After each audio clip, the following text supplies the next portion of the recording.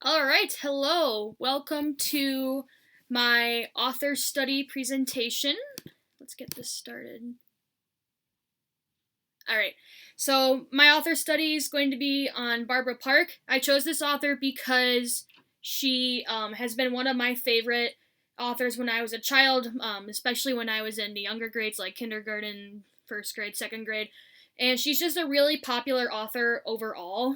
Um, Pretty much every elementary school student knows who she is. If they don't, then they're missing out. I would say so. Let us begin. So, just an outline of what we'll be going through. First, we're going to start off with some biographical information about Barbara Park. We'll be going over the books that I'll be talking about for the book talks, the projects I would do for each book, and then a lesson plan idea that I have determined for one of the books. The books we will be going over are Junie B. First Grader, Boss of Lunch, Mick Hart Was Here, and Don't Make Me Smile. Alright, so first we'll be going over some biographical information. Barbara Park was born as Barbara Tidswell on April 21st, 1947 in Mount Holly, New Jersey. Had a pretty good childhood. After her childhood was over, she went to Rider College, graduated in 1969, which was the same year as when she married Richard A. Park. After college, she went on to become a high school science teacher for a few years. However, she realized later on that her true calling wasn't to be a high school teacher or any kind of teacher. She wanted to be a children's author. Thus began her lifetime works that everyone has known her for. So the first book that Barbara Park ever wrote was Don't Make Me Smile in 1981. And then following this book came the Skinny Bones series, The Kid in the Red Jacket, Mick Hart Was Here, and of course probably the most popular or well known is the Junie B. Jones series. From all of these books that she wrote, Barbara Park ended up winning 7 Children's Choice Awards, 4 Parents' Choice Awards, and then a Dorothy Canfield Fisher's Children's Book Award. After a good while, she kept on writing and writing, but in 2013, on November 15th, she died of ovarian cancer in Scottsdale, Arizona. So just some more information. Her family. Her parents are Brooke Tidswell Jr., that is a male, and Doris Mickle Tidswell. So she did have a brother that is pictured on the upper left of the page here. That is her older brother, Brooke Tidswell III. She has a husband named Richard A. Park, and then her children are Stephen and David Park. And these are just some pictures that I included along with it to go a little more over her biographical information. This is Barbara Park in her office, next to the siblings. I have a picture of what the Dorothy Canfield Fisher's Children's Book Award looks like. This is their more modern design. This is an ovarian cancer ribbon. I just put that in there to commemorate her fight with cancer. And then this is Rider College. This is the college that she went to. It's a more modern picture. I don't know if it looked like this back when she went, but this is what the college looks like today. Alright, so now we'll be going over the bibliography, so it'll be a bit of a shorter section. So, Junie B. First Grader, Boss of Lunch. Here is the bibliography for Cat that came out in 2003. Mick Hart Was Here. I can't remember the exact year this came out, but the version that I had published was from 2017. So that is this one here. Then we have Don't Make Me Smile. There's the picture for that, and that one came out, like I mentioned, in 1981. And then some other books that Barbara Park had written. My Mother Got Married. This is actually a sequel to Don't Make Me Smile. We have The Kid in the Red Jacket. This is about a boy who moved to another state and how he coped with all the changes. The Skinny Bones series. We have Operation Dump the Chump. We have Psst, It's Me, the Boogeyman, which I think is an interesting title. We have The Graduation of Jake Moon. I haven't had the chance to read that book yet, but it's an interesting title, so hopefully over the summer I'll be looking into that more. The Geek Chronicles series, I had never even known this existed until beginning this author study. This series is about a group of kids who are usually seen as kind of troublemakers, but they're looking to change their school for the better. Then we have a book called Beanpole. We have a book called Buddies. And then we have The Adventures of Lilyleaf. These three are more like younger grades. I would say even younger than the readers would be for the Junie B. Jones series. Alright, now we're going to be going over our book talks. This will be a bit of a longer section, so here we go. First book is Junie B. First Grader Boss of Lunch. I picked this one because I have a lot of the Junie B. Jones books at my house still, but this was the first one that I found. There are two. There's Junie B. Jones, but then there's Junie B. First Grader. This is like the sequel series to Junie B. Jones. So anyway, this story is about, obviously, Junie B. Jones. She got a new lunchbox, and she was really excited. But then, this character over here, Tattletale May, which is a staple character in the First Grader series, is getting mad at her for it, and all of her other classmates are like, well, I think your lunchbox is really cool, and yeah. So, after a while, the lunch lady, pictured in the black and white photo by Junie B. Jones here, that is Mrs. Gladys. She is the lunch lady, and she offers Junie B. Jones the opportunity to help out at lunch. And that is what that black and white picture is here. She's giving Junie B. Jones the gloves so that she can practice. So she begins learning how to do lunch duty so that when the day comes, she is ready for it. And she learns that being a lunch lady is it's exciting, but it still requires a lot of work. And she ends up struggling with a lot of the tasks because she's super hyperactive and really excited, and overall, she doesn't want to mess up. I won't go into too much detail about what happens at the end, but chocolate chip cookies are involved, so that's why I put those there.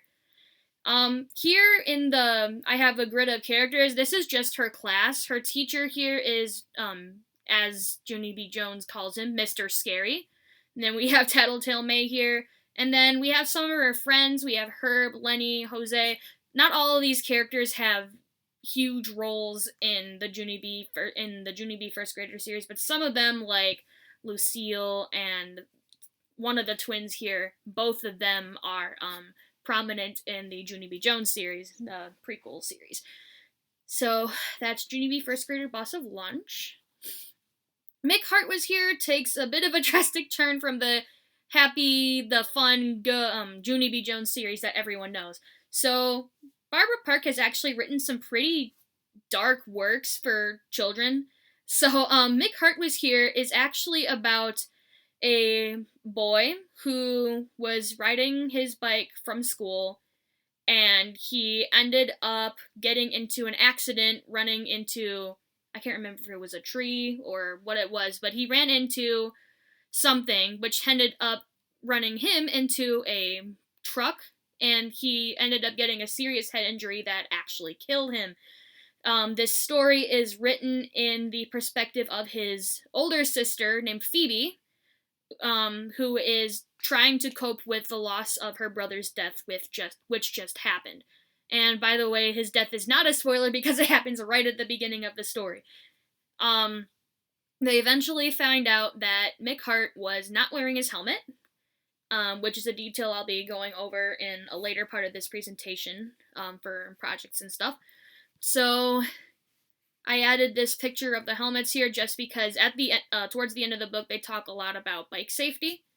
But overall, the story is really just about how to cope with the loss of a family member, especially one who was so young and didn't deserve to die right away as he did.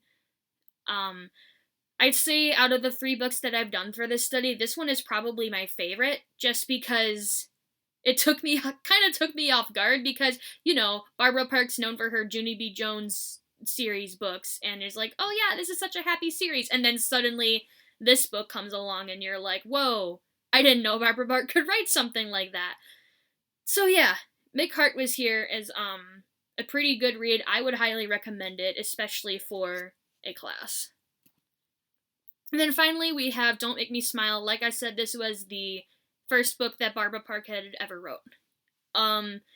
This book is about a boy named Charlie who is about 10 years old, I believe, whose parents have gotten a divorce, and that also happens right in the story, so it's not a spoiler.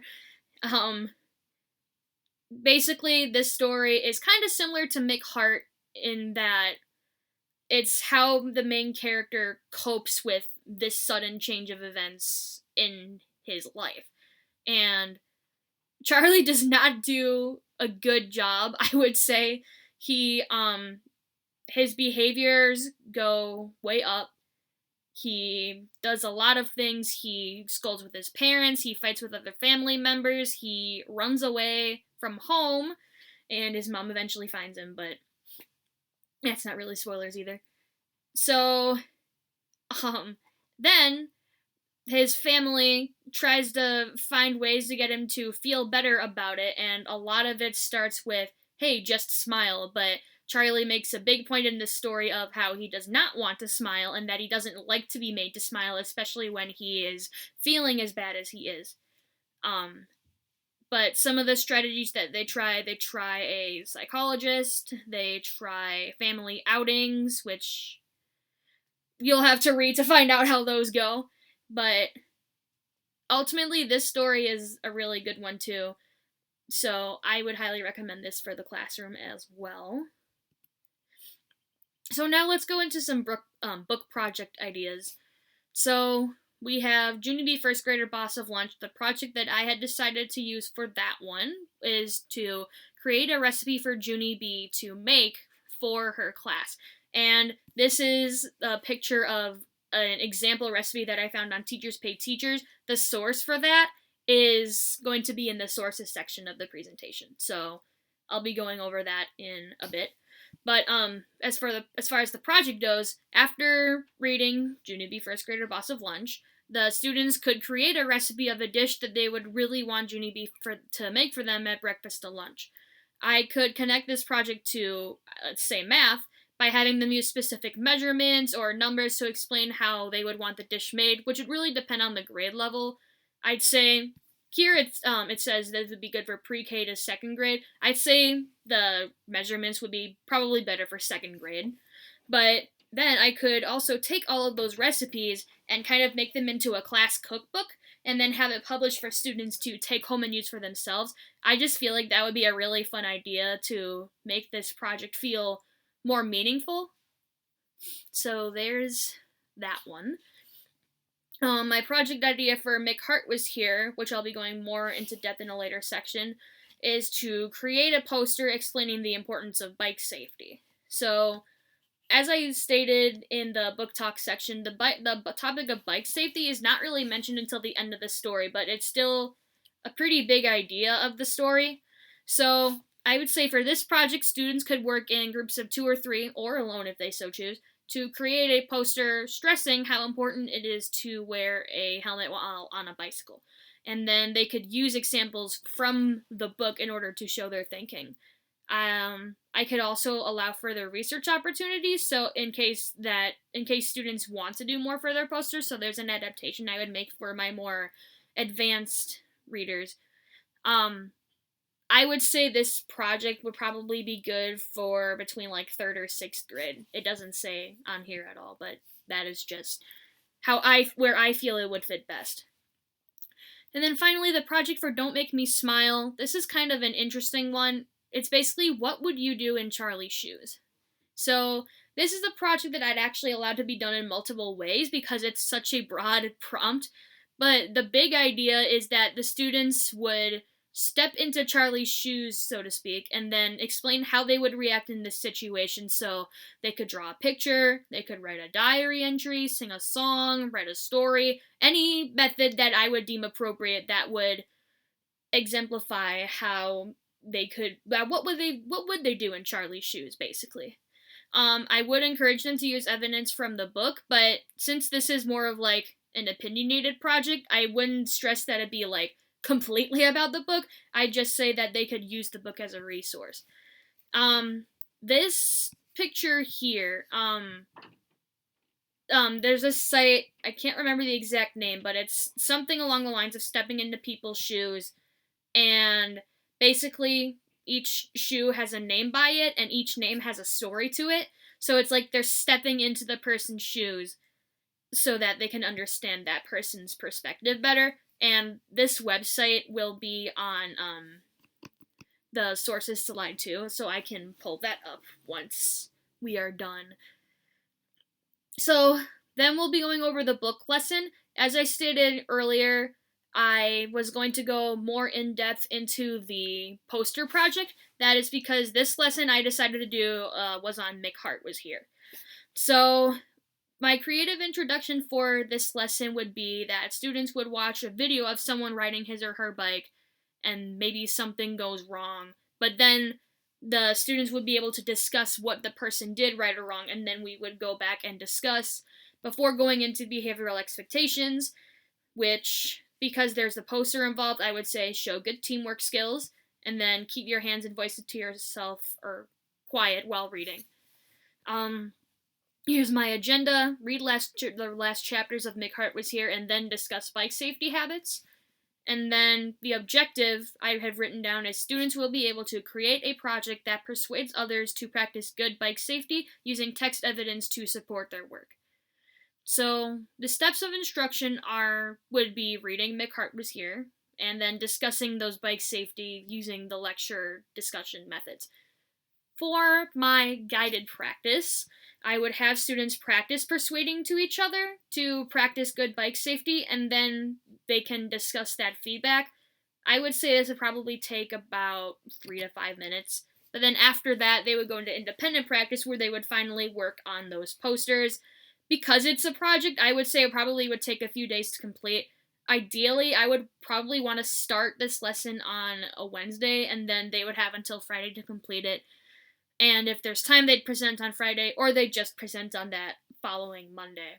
But on the day that the lesson begins, my conclusion would be that to reflect on why the author chose to include the issue of bike safety in Mick Hart Was Here, just to have that application purpose still in there. As I explained for the project, I would say 3rd to 6th grade is where my lesson, or where this lesson would come into play. I'd say if we're talking about the more concrete side of things, like the bike safety, it would probably be more for 3rd or 4th grade. But if we're going into more abstract concepts, such as how it relates to death, that's when I would do it for 5th and 6th grade. So here's the sources. This is where I found the list of the books for Barbara Park. This is the Junie B. Jones website. It's everything about Junie B. Jones and Barbara Park. This one is where I got a lot of my biographical information. This is for the first project and the second project. And here's that website, walkinourShoes.org. So, yeah, here's that. Last time I was doing this, it wasn't working. But, see, you go over my story. It says, when I was growing up, my home environment was not the best. You can click it. Yeah, and it's not working. Okay. There was one that was working. Yeah. Okay. Some of these don't work, I don't think. Here we go. Emma's works. But yeah, you click on the shoe and it gives a story about Emma's kind of perspective on life, so you really get the chance to step in her shoes, which I think is cool. And I would definitely want to use this site with my Don't Make Me Smile project, so that students would have ideas of what they could talk about for that project. There we go. Okay, so that is all that I have. Thank you for listening in. Goodbye!